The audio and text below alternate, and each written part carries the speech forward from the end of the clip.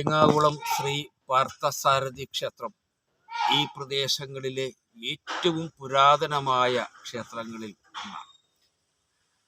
കുരുക്ഷേത്ര യുദ്ധഭൂമികയിൽ വിവശനായി തളർന്നുപോയ അർജുനനെ ഗീതോപദേശം നൽകി യുദ്ധസന്നാദ്ധനാക്കുന്ന ഭഗവാൻ നാരായണൻ്റെ പാർത്ഥസാരഥി ചൈതന്യമാണ് ഇവിടുത്തെ പ്രതിഷ്ഠ.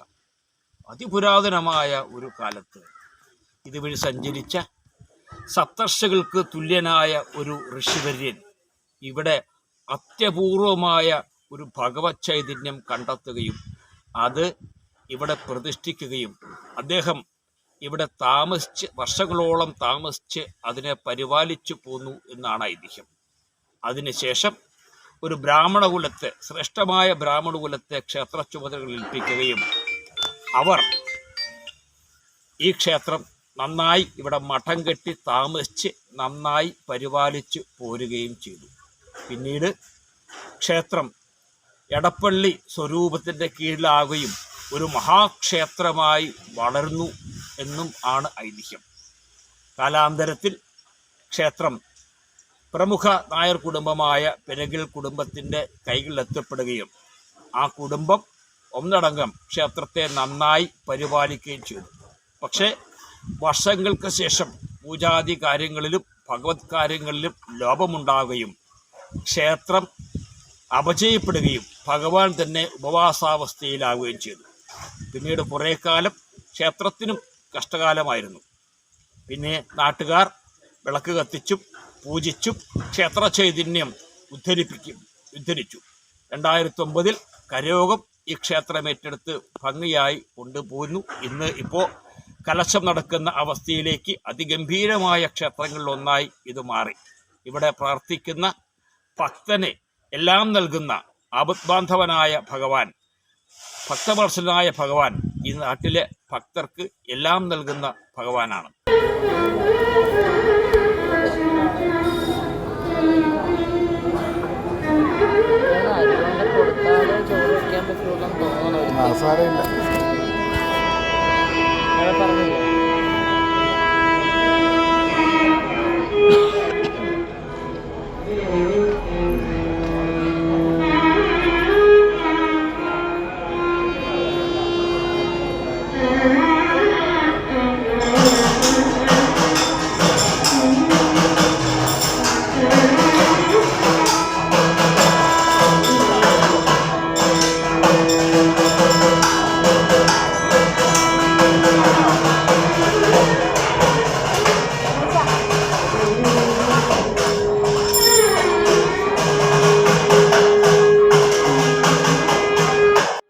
ഞാൻ രാഘവേന്ദ്രൻ എമ്പ്രാന്തിരി, എരമല്ലൂർ പൈങ്ങാകുളം പാർത്ഥസാരഥി ക്ഷേത്രത്തിലെ മേശാന്തിയാണ്.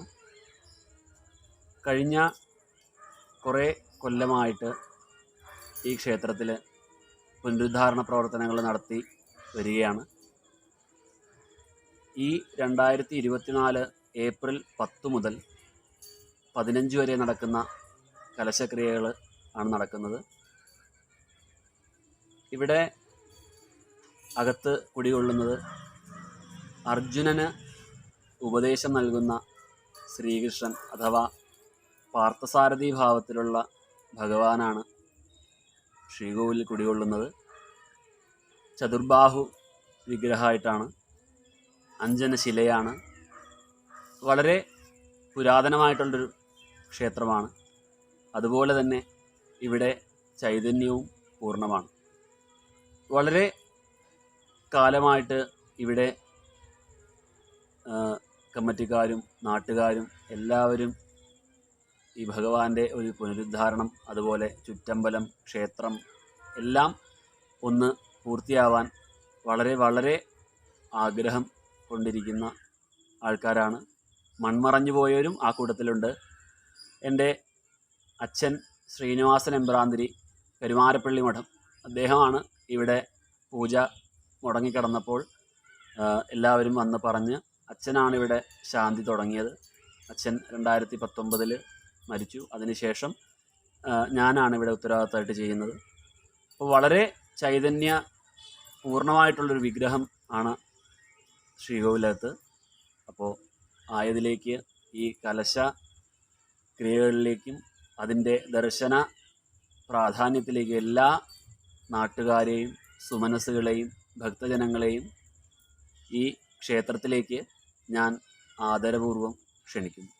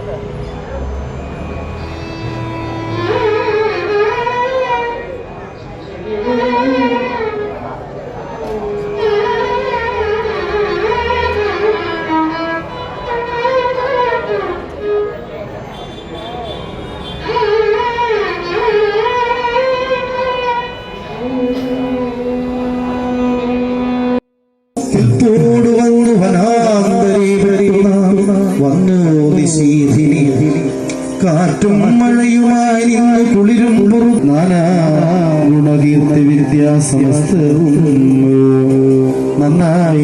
പാർത്ഥാടി ക്ഷേത്രത്തിലെ പ്രധാന ഉത്സവങ്ങളായി ആചരിക്കപ്പെടുന്നത് വൈശാഖോത്സവവും അഷ്ടമിരോഹിണി വിജയദശമി നവരാത്രി ആഘോഷങ്ങളുമാണ്. ഈ ആഘോഷങ്ങൾക്കെല്ലാം ക്ഷേത്രത്തിൽ വിഭവസമൃദ്ധമായ അന്നദാനം ഉണ്ടായിരിക്കുന്നു. കൂടാതെ ഈ ക്ഷേത്രത്തിൻ്റെ എല്ലാ പ്രവർത്തനങ്ങളിലും നല്ലവരായ ഈ നാട്ടുകാർ പൂർണ്ണ സഹകരണത്തോടെയും പൂർണ്ണ മനസ്സോടെയും പങ്കെടുത്ത് അതെല്ലാം പൂർവാധികം ഭംഗിയായി വിജയിപ്പിക്കാറുള്ളതുമാണ്.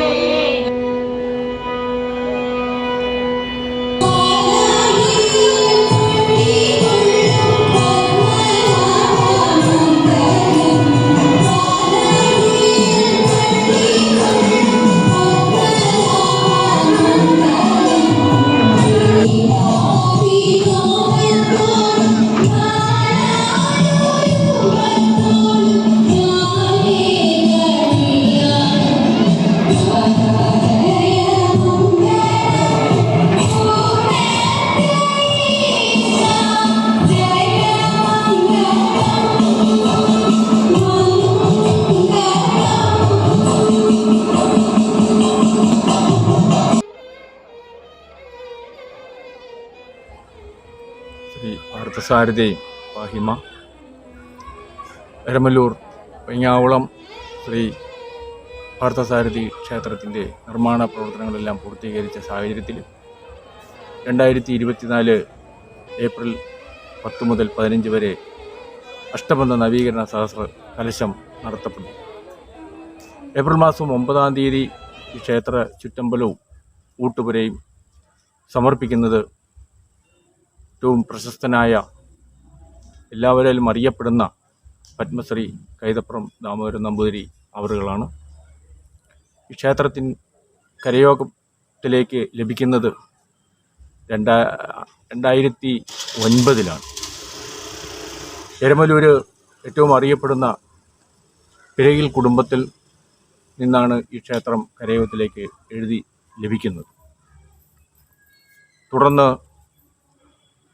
150 അംഗ ഒരു സമിതി ഉണ്ടാക്കുകയും അതിൻ്റെ ശ്രീകോവിൽ നിർമ്മാണം പ്രൗഢഗംഭീരമായി തന്നെ ചെമ്പോലമായിക്കൊണ്ട് തന്നെ പൂർത്തീകരിച്ച് കൃഷ്ണശില മാത്രം ഉപയോഗിക്കുകയും അത് പൂർത്തീകരിക്കുകയും ആണ് ഉണ്ടായിട്ടുള്ളത്.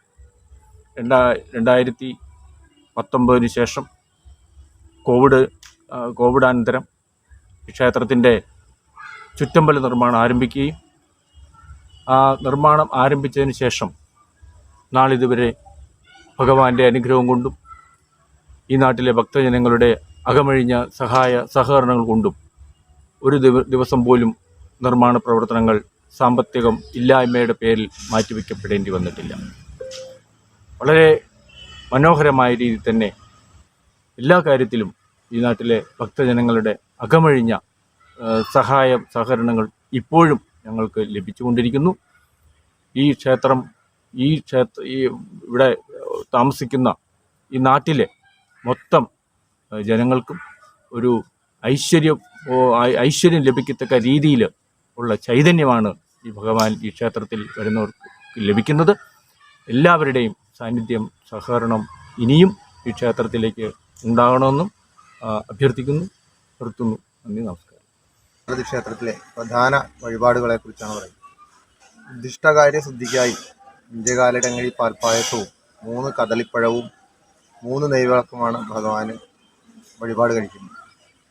സന്താന ലബ്ധിക്കായി സന്താന ഗോപാല പുഷ്പാഞ്ജലി 12 വ്യാഴാഴ്ച തോറും മുടങ്ങാതെ നടത്തുക.